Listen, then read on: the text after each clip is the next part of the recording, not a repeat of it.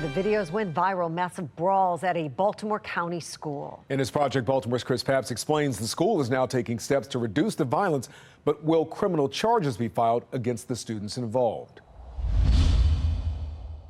It's a natural instinct to help kids that are being harmed. It's now been 2 weeks since Project Baltimore first showed you this video. At Loch Raven High School, a violent fight breaks out with a teacher, Steven Kronberg, caught in the middle of it. I remember being on the floor, looking up, and the fight was still going on. And this was not an isolated incident. That same week, another brawl took place in the school's main office. The man seen slamming into the front desk and falling to the ground is the school's assistant principal. In your time, in your experience, school fights, are they better, worse, the same?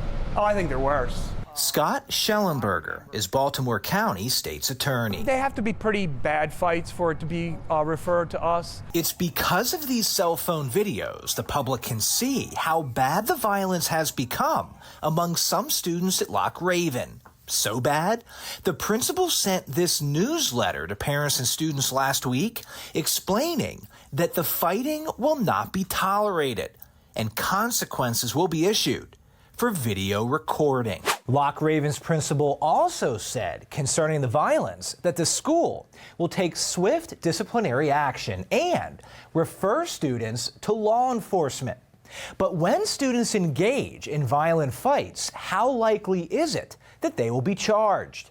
Based on the data we found, it's not very likely. Project Baltimore analyzed the most recent Maryland public schools student arrest data released last month. During the 2022-2023 school year, Baltimore County, which has about 111,000 students, recorded 116 arrests. 72 were for offenses including weapons, attacks on adults or students, and fighting. Lansdowne Middle had the most arrests of any Baltimore County school with 17, followed by Kenwood High School with 15, and Dundalk High with 12.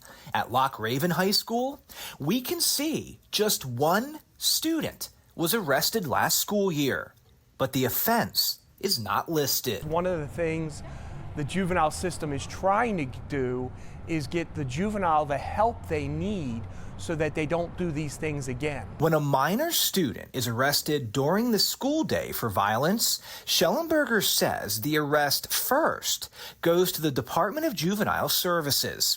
DJS can either drop the case, impose consequences such as community service, or refer the case to the state's attorney's office for criminal charges. But Schellenberger says the juvenile justice system emphasizes treatment over punishment. You know, we need to help the juveniles when they're 13, 14, 15. We need to help them then so that I don't see them again when they're 18 and they've murdered somebody. If Schellenberger's office does criminally charge students involved in the Loch Raven fights, the public will not be informed unless they are charged as adults. In Maryland, a juvenile's criminal history is sealed. The extent to which the confidentiality goes, I mean, it's really, it goes pretty far. Too far? I don't write those laws. But Schellenberger does want parents and students to know they do have rights. If a fight happens at a school and DJS decides not to refer the case to the state's attorney's office, the alleged victims still can. Schellenberger's office would then review the incident and decide if a crime occurred. Second-degree assault is a misdemeanor, but if it's a mutual affray, then they could both be charged, and then that creates even more problems. We do have some updates on the situation at Loch Raven. Sources at the school tell us that over the past 2 weeks, administrators from central office have had an increased presence at the school, and there have been no major fights. And the teacher that we spoke with, Steven Kronberg, who was caught in one of those fights, has learned he will not be returning to Loch Raven. He has been granted medical leave for the remainder of the school year. I'm Chris Papps, and this is Project Baltimore. Project Baltimore wants to hear from you. Do you have a story to share about your child's education or a concern you'd like our team to investigate? Call the tip line on your screen or send an email to projectbaltimore@foxbaltimore.com. You can also find us on social media. I'm Chris Pabst. Thanks for watching. Here's another story to watch. Also, if you have a story idea, please send us a message.